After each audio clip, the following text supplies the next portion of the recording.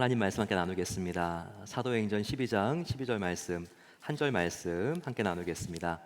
사도행전 12장 12절 말씀 208면에 있는 말씀인데요. 저희들이 이 한 말씀을 두 번 같이 읽겠습니다.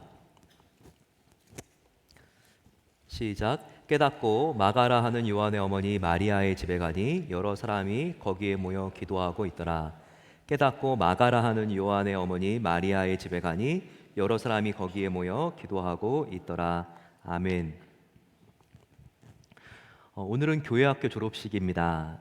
73명의 우리의 유치부부터 초등부, 중고등부에 이르는 학생들이 함께 졸업을 하게 됩니다. 특별히 우리가 졸업을 하는 자녀들을 생각하면서 우리의 자녀들 후대에 내가 어떻게 기억되기를 원하는가 한번 생각해 보면 좋을 것 같습니다. 우리가 개인의 삶뿐만 아니라 교회에도 한번 적용해 볼 수가 있습니다. 과연 저희 교회가 건강한가 어떻게 확인할 수가 있을까요? 이런 생각을 한번 해보는 것입니다. 만약에 우리 교회가 없어진다면 지역 사람들이 어떤 생각을 하게 될까? 베델 교회 없어졌어. 나 그동안 30년 동안 우리 이웃에 있는지도 몰랐어. 이런 생각을 한다면 참 이렇게 우리의 마음이 씁쓸하겠죠. 베델 교회가 없어졌어. 야, 정말 너무나 우리 지역에 필요한 교회였는데 너무나 안타깝다. 그렇다면 존재 이유가 있었던 것입니다. 한 사람의 인생도 마찬가지입니다. 우리가 이 세상을 떠나갔는데 나의 아들, 딸들이 야, 정말 아빠 때문에 나의 삶은 너무 행복했어. 이런 생각들을 한다면 그 삶은 후회가 없는 것이죠. 그냥 부모님이 이 세상을 떠났는데도 그분들을 생각할 때 아무것도 추억이 남지 않는다면 그것은 우리가 과연 어떤 인생을 살았는지 한번 돌아봐야 합니다. 초대교회에 영향을 미친 중요한 인물이 있었습니다. 그런데 그 사람은 사람들에게는 별로 알려지지 않았는데요. 시간이 갈수록 야, 이분이 정말 너무나 굉장한 일을 했구나, 이렇게 느껴지는 분이었습니다. 사람들에게는 기억이 안 됐지만 하나님은 주목했던 여인이 있었습니다. 바로 그 대표적인 여인의 이름은 마가 요한의 어머니 마리아일 수 있습니다. 그 당시에 마리아는요 참 흔한 이름이었어요.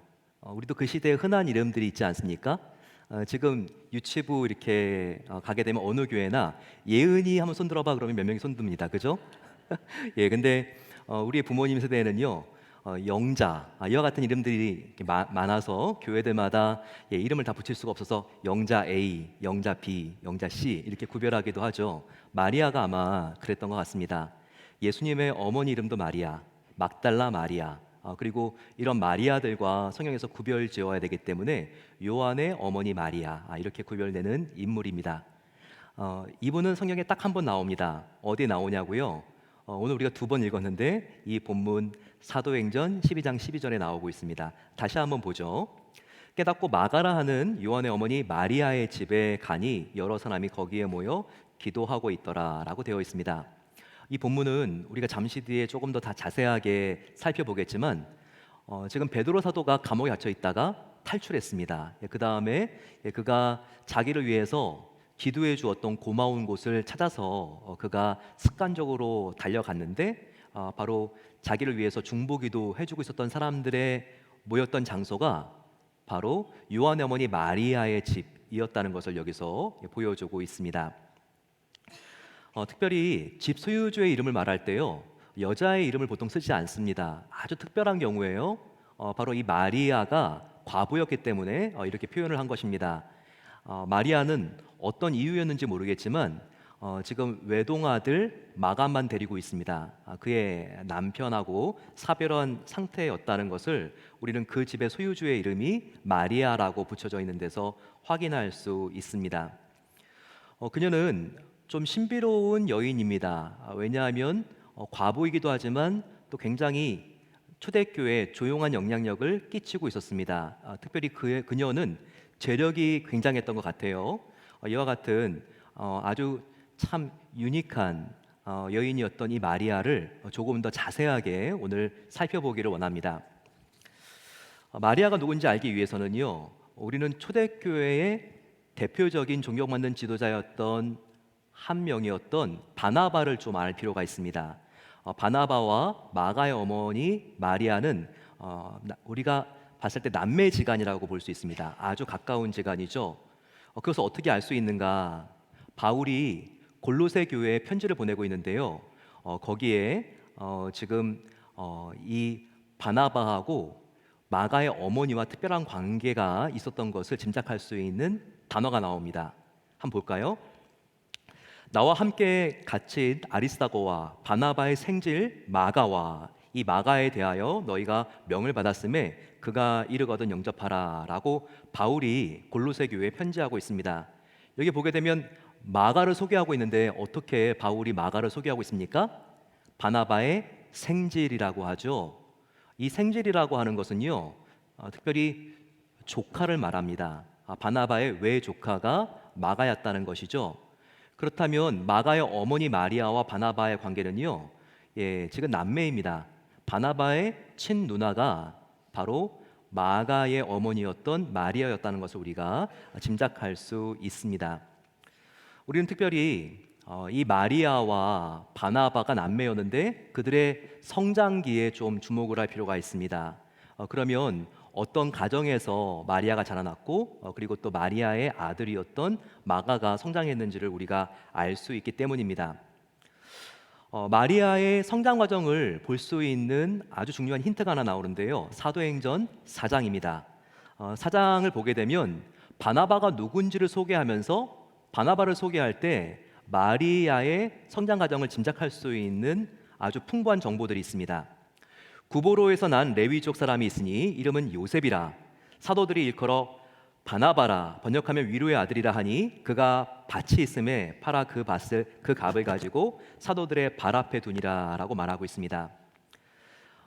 바나바는 어디서 태어났다고 나와 있죠? 구브로라고 하는 곳에서 태어났습니다. 구브로는요 지금도 크루즈로 이렇게 여행을 하는 아주 아름다운 그런 지중해의 큰 섬입니다. 여기 지도에도 지금 나와 있는데 지금은 키프러스라고 부르죠. 이 섬은 굉장히 역사가 오래됐고요. 많은 유럽인들의 사랑을 받았습니다. 특별히 셰익스피어가 이 키프러스를 굉장히 사랑했습니다. 셰익스피어는 영국 사람이었잖아요. 그러면서 영국 사람들이 얼마나 셰익스피어를 아낍니까? 전 세계를 다 준다 그래도 우리는 셰익스피어와 바꾸지 않습니다라고 말할 정도입니다. 셰익스피어가 비극을 많이 지었는데 4대 그의 비극 중에 하나가 오셀로인데 이 오셀로의 배경이 되는 곳이 바로 키프러스 구브로입니다. 정말 그 당시는 말할 것도 없고 지금까지도요 얼마나 비옥한지 포도, 대추, 야자, 무화과, 꿀 이와 같은 수많은 농산물들을 키우는 농장들이 이렇게 펼쳐져 있습니다. 그런데 예루살렘에 살던 바로 이 마리아 가정은요 저와 여러분들 같이 굉장히 일찍 이 구브로 섬으로 이민 온 것 같습니다. 왜 이런 선택을 하게 됐을까요? 그 당시에 이 팔레스타인 이스라엘 지역이 로마의 식민지로서 굉장히 가혹한 핍박을 받았거든요. 일제 침략을 받았을 때 만주로 이렇게 이주해서 살던 조선인들처럼 그렇게 이스라엘에 있었던 히브리 민족들은요 이 구브로 섬 그리고 저 위는 터키의 다소 지역 이렇게 이주해서 마치 만주에 살았던 조선족들 같이 그렇게 자기들의 커뮤니티를 만들어서 디아스포라를 만들어서 그렇게 생활하고 있었습니다. 굉장히 일찍 이민 갔던 이 마리아 가정은요 정말 성공했어요. 굉장히 거기서 농사를 잘 지으면서 땅을 사기 시작했고 대지주가 되었고 굉장한 농장주가 되었습니다. 이 가정의 재력을 짐작해 볼 수 있는 부분들이 있습니다. 아까 우리가 읽었던 성경 본문에 있는데 바로 이 구브로 섬에서 태어난 바나바가 초대교회가 필요할 때 자기의 밭이 있음에 그 밭을 팔아 값을 가지고 사도들의 발 앞에 두니라라고 말했기 때문입니다. 그 당시에 초대교회는요 시작되고 막 부흥하고 있었어요. 헌금을 통해서 어려운 사람들을 돕고 그리고 또 교회가 부흥하니까 또 얼마나 또 보이지 않게 간식비라든지 이런 쪽으로 또 이렇게 살림살이가 많이 필요했겠습니까?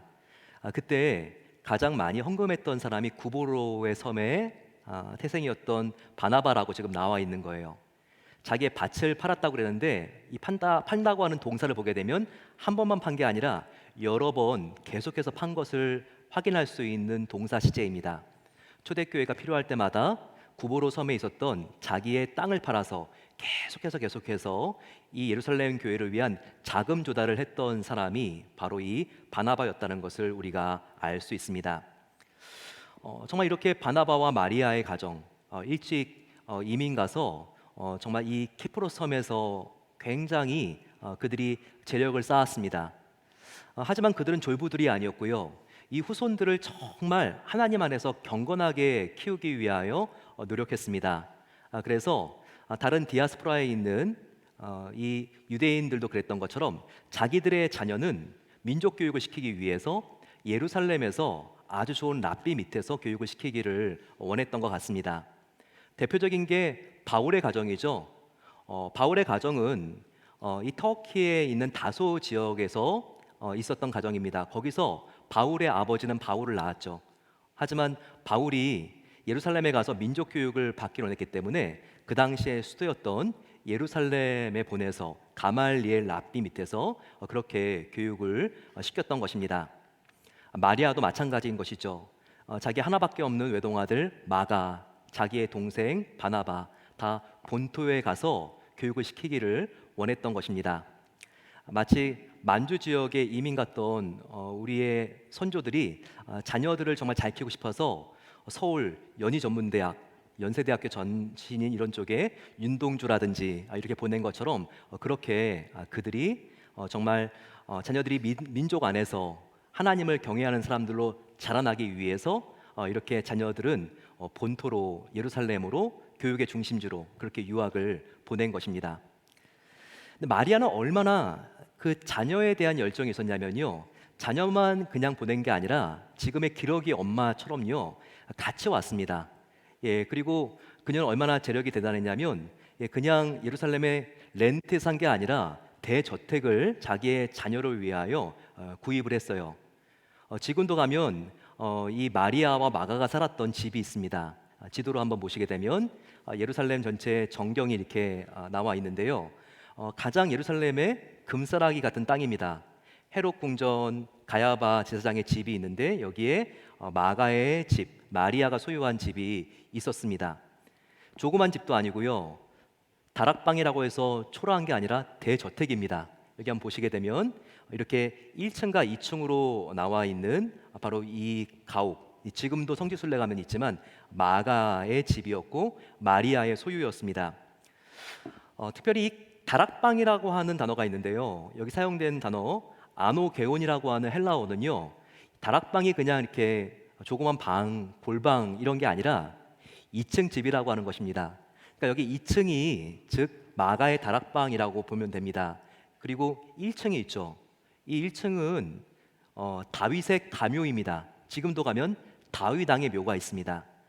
다윗왕의 묘의 2층에 있는 이 거대한 집 들어가게 되면 이 2층이 다락방이라고 하지만 100명도 넘게 수용할 수 있는 실내 공간을 볼 수가 있는데, 다음 장면, 기둥도 3개가 있습니다. 이게 마가의 다락방인데 이렇게 좋은 요충지에 이와 같은 거대한 집을 살 수 있는 사람이 몇 명이나 되겠습니까? 정말 이 마리아의 재력은 이렇게 대단했다는 것을 우리가 짐작할 수 있죠. 그런데 놀라울 사실은 역사상 이 집보다 더 잘 쓰여진 집이 없다는 거예요. 인류의 역사상 정말 이 집보다 더 엄청난 사건이 일어난 공간은 정말 없을 것입니다. 어떤 일이 있었을까요? 먼저 이 장소에서는요, 이 공간에서는요, 예수님의 최후의 만찬이 있었습니다. 우리가 각 복음서마다 다 나와 있지만 특별히 최후의 만찬이 있었던 그 기록을 보게 되면 이와 같은 기록이 있죠. 이르시되 보라, 너희가 성내로 들어가면 물 한 동이를 가지고 있는 사람을 만나리니 그가 들어가 집으로 따라가서 그 집 주인에게 이르되 선생님이 내게 하시는 말씀이 내가 내 제자들과 함께 유월절 먹을 객실이 어디 있느냐 하시더라 하라. 그러면 그가 자리를 마련한 큰 다락방을 보이리니 라고 나와 있습니다.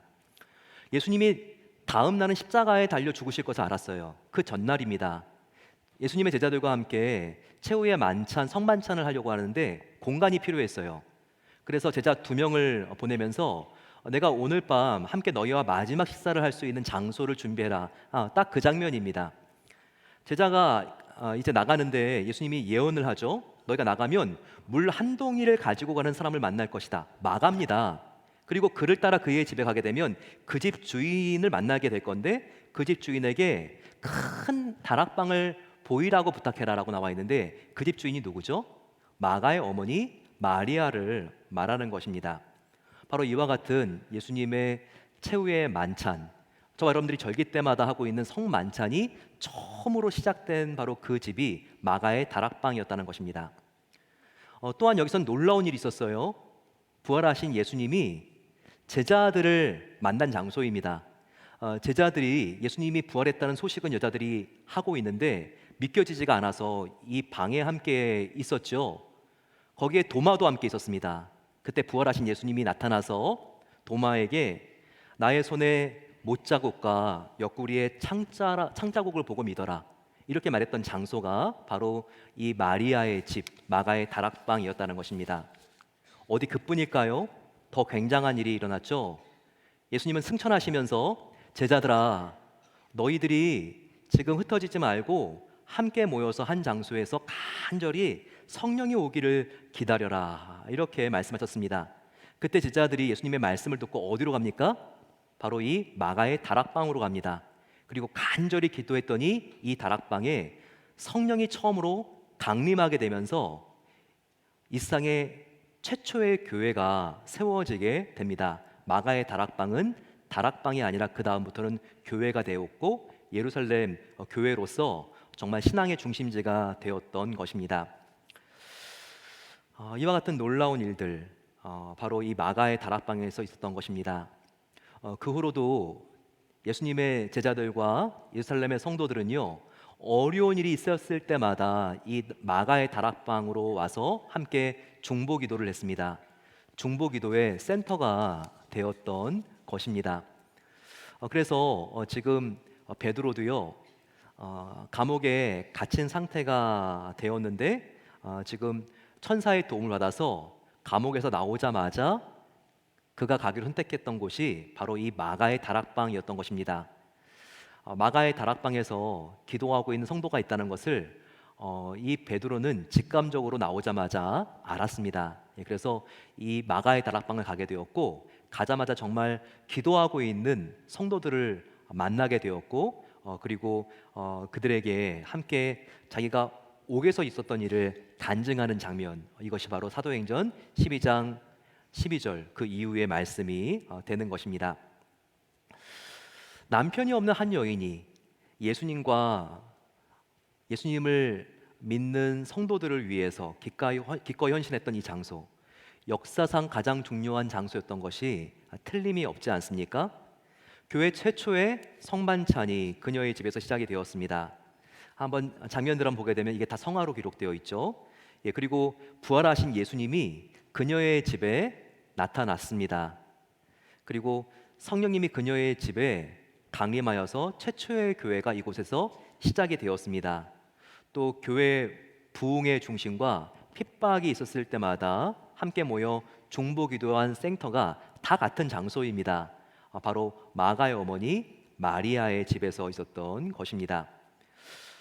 정말 그녀야말로 초대교회에서 가장 귀한 헌신을 한 것이죠. 그리고 그가 정말 이와 같은 놀라운 일이 있었던 것이 얼마나 가슴 벅찬 감격이었을까요? 하지만 이 일은 쉬운 일이 아니었어요. 초대교회가 부흥하게 되면서 계속해서 이 유대교회 지도자들, 제사장들과 왕들은요, 이 지금 마가의 다락방이 기독교가 부흥하고 있는 총봉산 가장 핵심적인 곳인지 알았기 때문에 이곳을 빼앗고 그리고 핍박하기 위해서 정말 많은 협박들을 합니다. 그러니 정말 이와 같은 공간의 소유주였던 마리아가 얼마나 힘들고 어려운 협박들을 많이 받은 것은 우리가 정말 짐작하고도 남는 것입니다. 하지만 그럼에도 불구하고 흔들림 없이 그녀는 정말 이 공간을 사수하고 주님을 위해서 이 공간을 온전히 계속 드리기를 힘썼던 것입니다. 하지만 이 공간을 하나님께 드린 것보다 더 이 마리아가 잘한 것은요, 굉장히 성품적으로나 기질적으로 흔들리기 쉬운 자기의 외동아들 마가를 하나님 안에서 길러낸 어머니였다는 것입니다. 될성 부른 나무는 떡잎부터 한다고 하죠. 하지만 정말 이 마가는요, 그의 떡잎을 보더라도 아니올시다, 딱 이 말이 나오는 인물이었던 것 같습니다. 얼마나 부잣집 외동 아들이어서 그가 소심하고 유약한지 말할 수도 없습니다. 제가 몇 가지만 보여드릴게요. 예수님께서 십자가에 달려 죽으시기 전날 밤 어디서 그렇게 기도하셨죠? 겟세마네 동산입니다. 마가의 다락방에서 제자들과 함께 성만찬 한 다음에 제자들과 함께 이 동산에 올라가서 내일이 이제 십자가를 담당하며 인류의 죄를 지셔야 되는 바로 그 시간인 줄 알았던 예수님은요, 땀이 핏방울일 동안 그렇게 강렬하게 기도하셨죠. 그때 제자들은 이제 곧 어떤 일이 있는지도 모르고 다 엎어져서 피곤해서 잤습니다. 성만찬 이후라서 그들이 포도주도 마시고 정말 그날 너무 피곤한 일과를 보내서 그랬는지 몰라도 다 엎어져서 베드로 요한할 거 없이 다 자고 있었죠. 바로 그때 대제사장들의 군병들이 와서 기도하고 있는 예수님을 잡아갑니다. 가룟 유다가 와서 예수님의 뺨에 키스를 하고 그리고 예수님을 잡아가죠. 너무나 갑작스럽게 일어난 일이기 때문에 제자들이여 자다가 정말 정신도 못 차리고 도망가느라고 바쁩니다. 그때 12제자만 있었던 것이 아니라 마가가 자기의 집에 성만찬을 했기 때문에 같이 따라 올라와서 피곤해 자고 있는 제자들과 함께 옆에서 자고 있었던 것 같습니다. 예수님이 잡혀가니까 예수님을 보호해 드리지 못하고요, 혼비백산 도망갑니다.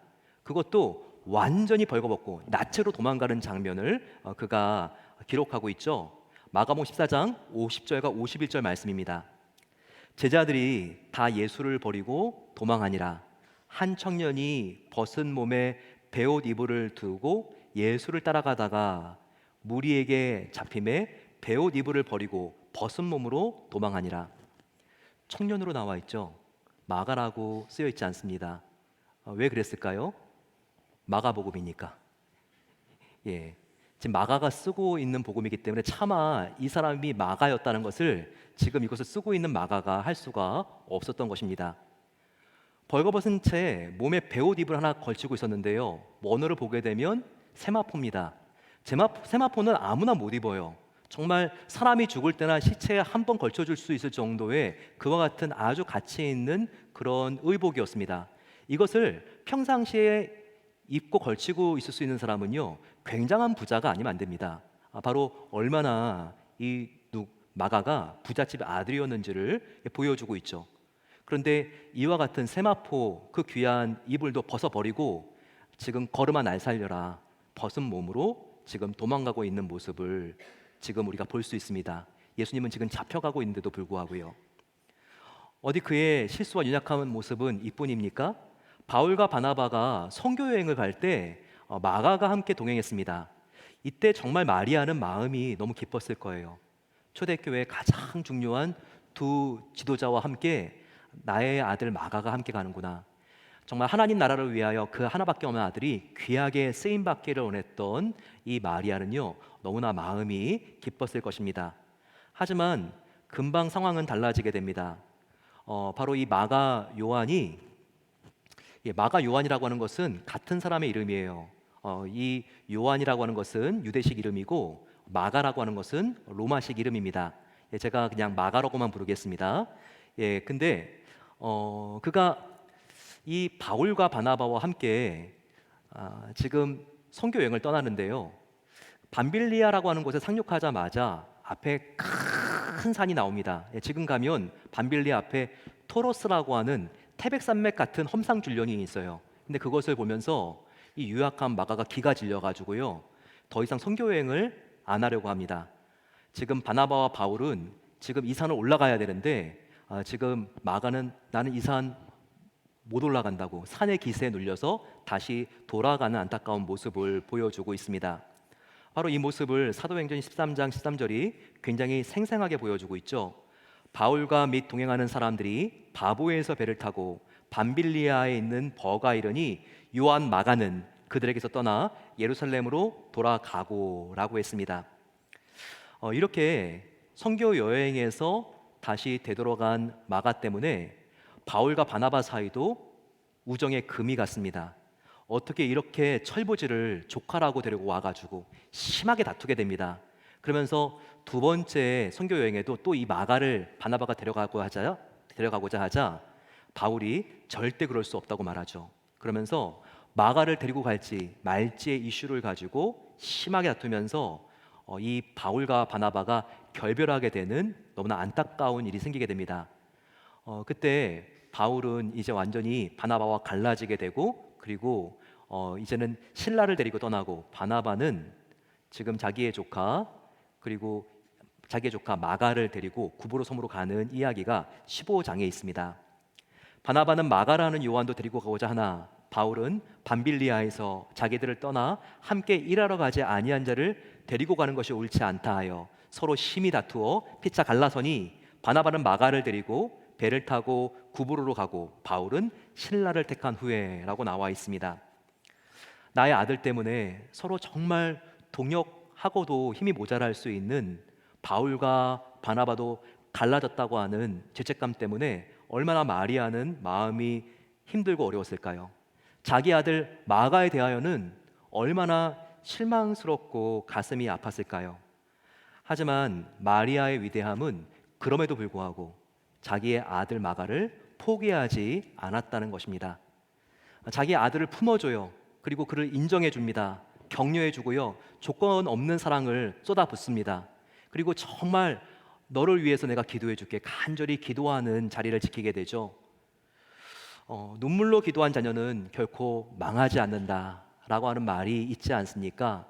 이 말은 정말 자기 하나밖에 없는 아들 어거스틴이 마니교에 심취하고 이단 종교에 빠져들고 결혼하기도 전에 아이를 갖게 되었을 때 이 모니카가 정말 눈물을 흘리면서 자기의 아들 성 어거스틴을 위해서 기도해 줍니다.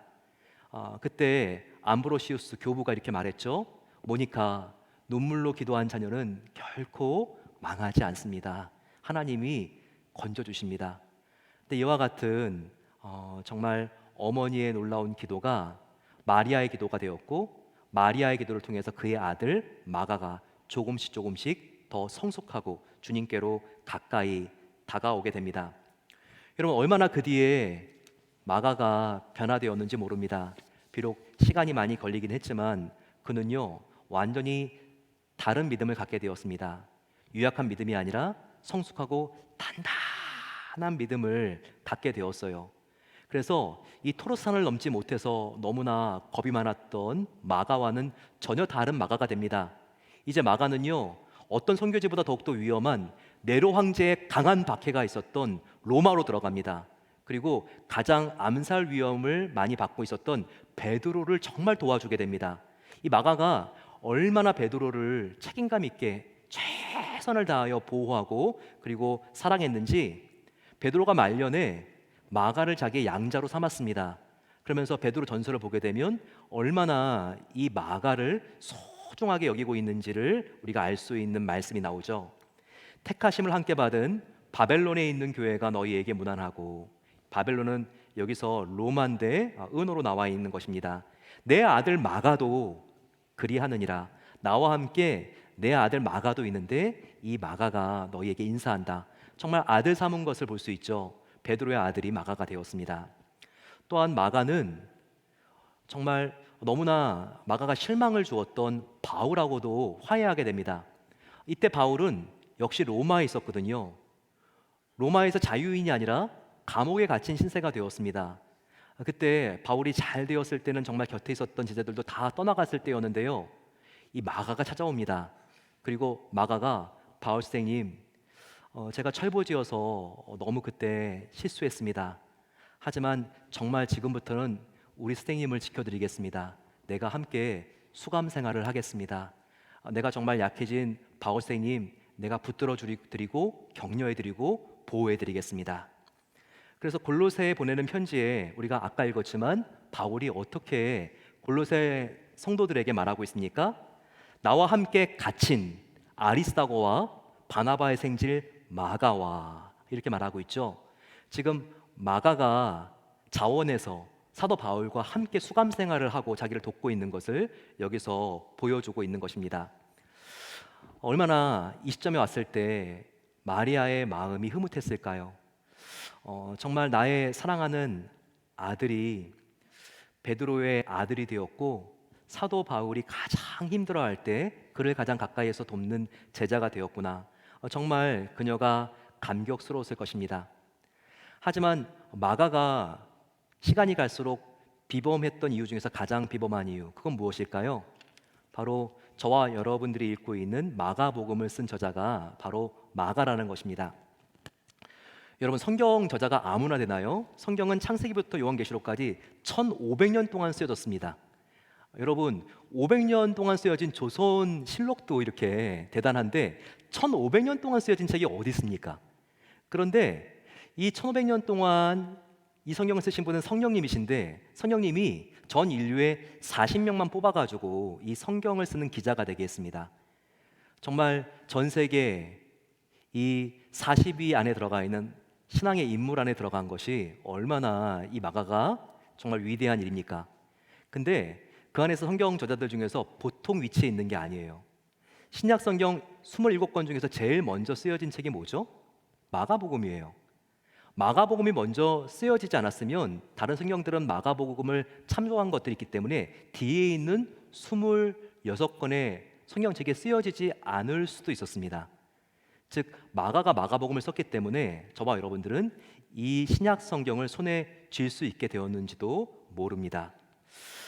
이 모든 것, 정말 이 초대교회에 잊지 않으면 안 될 정말 아름다운 지도자가 된 것과 마가복음을 마가가 쓸 수 있었던 것, 다른 이유가 아니죠.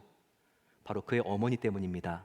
그의 어머니 마리아의 변함없는 신뢰와 한결같은 기도, 그리고 이 집을 초대교회 개방했을 때 목숨이 위태로워질 수도 있는데 그럼에도 불구하고 이 교회를 하나님께 드린 신앙의 변함없는 모범이 있었기 때문에 그 안에서 이와 같은 정말 마가가 변화되고 마가가 새로워질 수 있었던 것입니다. 여러분, 그렇습니다.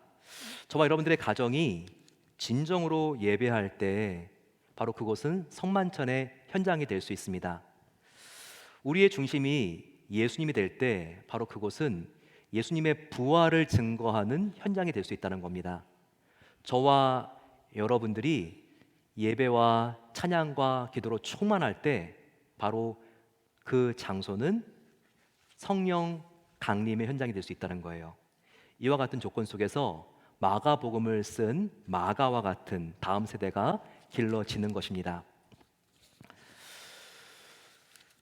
저는 이렇게 최근에 한 책을 좀 보면서 참 이렇게 마리아가, 요한의 어머니 마리아가 참 지금 그의 아들을 신앙 안에서 아주 믿음과 내면이 건강하고 그리고 시간이 갈수록 더욱더 성숙한 자녀를 기를 수 있었던 특별한 그녀의 신앙 양육법이 있구나, 이것을 보게 됩니다. 최근에 잔 소킨스 소아정신과 교수로 진아영 교수가 쓴 책이 있는데요. 세상에서 가장 쉬운 본질 육아라고 하는 책입니다. 이 책을 보게 되면요, 특별히 부모가 자녀와 대화할 때뿐만 아니라 정말 답답하고 짜증이 나고 안 변할 것과 같은 사람과 대화할 때 우리가 어떻게 대화해야지 대화하는 사람들 서로가 내면이 건강해지는가, 여기에 대해서 아주 이렇게 좋은 내용들을 담고 있는 책인 것을 저는 볼 수가 있었어요. 특별히 우리가 다른 사람과 말을 할 때, 자녀와 말을 할 때 조건을 다는 것을 조심해야 된다는 겁니다.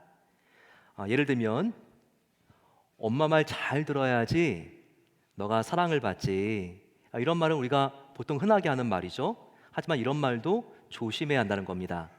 이것은 엄마 말을 잘 들으면 사랑을 받겠지만 엄마 말을 잘 듣지 않으면 넌 사랑받기 어려워, 이와 같은 조건의 메시지를 담고 있기 때문이죠. 이렇게 입맛이 까다롭고 안 먹어서 너 이렇게 키가 작아서 어떻게 하냐? 앞으로 너 취직이나 결혼이나 제대로 할 수 있겠어? 이렇게 체중이나 키에 대한 이야기를 듣고 자라난 아이들이 많습니다. 그런데 이런 말을 듣고 자라난 자녀는요, 자신의 외모와 무관하게 자기의 존재만으로 가치가 있는 사람이라고 하는 확신이 흔들릴 수가 있습니다. 너는 정말 가치 있는 사람이야. 이런 마음을 가지고 어떤 상황과 사람 앞에서도 흔들리지 않는 사람이 될 수 있는 그런 대화법을 계속해서 이 부모가 또는 우리가 훈련해야 된다는 것입니다. 그 메시지는요, 특별히 세 가지를 담고 있다는 거예요.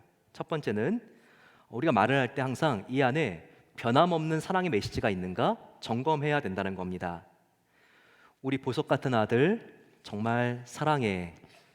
조건을 붙이지 말고 바로 어떤 일이 있어도 항상 변함없이 사랑한다는 것을 우리가 말해 주는 것이 필요하다는 것이죠. 거기다가 존재 가치를 확인해 주는 메시지를 덧붙인다면 금상첨화가 될 수 있습니다. 지영이가 엄마 딸이라서 너무나 감사해. 이와 같이 존재 가치를 인정해 주는 말을 붙이게 되면요, 자녀들의 자존감이 훨씬 더 점프한다는 거예요. 우리가 지금 이 슬라이드에서 함께 보는 것처럼 인정의 메시지도 참 중요합니다. 보통 부모들은요, 자녀들에게 사랑한다는 말은 꽤 할 수 있지만 자녀의 수고를 인정해주는 말을 할 때는 별로 없습니다. 하지만 이렇게 동생이 많이 귀찮게 했는데 너가 잘 지내줘서 너무 고맙다. 학교 가기 싫은 날인데 학교를 다녀와줘서 고마워. 아이들의 노력과 수고를 칭찬해주고 고마워하는 말, 그만큼 자녀들의 마음은 이 말을 들을 때 뿌듯해질 수가 있다는 겁니다. 이 세 가지 말을 하면서 30초 동안 우리가 꼭 허그를 해주면 그 아이의 자존감이 높아진다는 거예요. 그리고 이 세상을 살아갈 때 상황에 쉽게 흔들리지 않을 수 있는 내면에 아주 튼튼한 근육이 생긴다는 겁니다. 한편 이 책에서는요, 한 입 크기의 실패를 우리가 자녀들에게 자주 경험할 수 있도록 허락해 주어야 된다. 이것도 아주 중요한 메시지일 수 있습니다. 마가의 어머니 마리아가 그랬잖아요. 자녀는 계속해서 마가는 실패해서 돌아오는데 그럼에도 불구하고 그 칭찬 때문에 너는 이래서 안 되는 거야, 이렇게 하지 않았고 계속해서 이 실망한 아들을 격려해 주지 않았습니까? 이것처럼 한 입 크기의 실패를 자주 경험할 수 있도록 우리가 해주는 거 필요하다는 겁니다. 한 입 크기의 실패가 뭘까요? 이것은 실패하지 않아도 괜찮은 작은 실패를 의미합니다. 아이들은 한 입 크기의 작은 실패를 많이 먹어보고 꿀꺽꿀꺽 삼켜보는 연습을 해야 된다는 거예요. 그러면서 아이들은 이런 깨달음이 오겠죠. 뭐든지 새로 배우는 것은 쉬운 일이 아니야.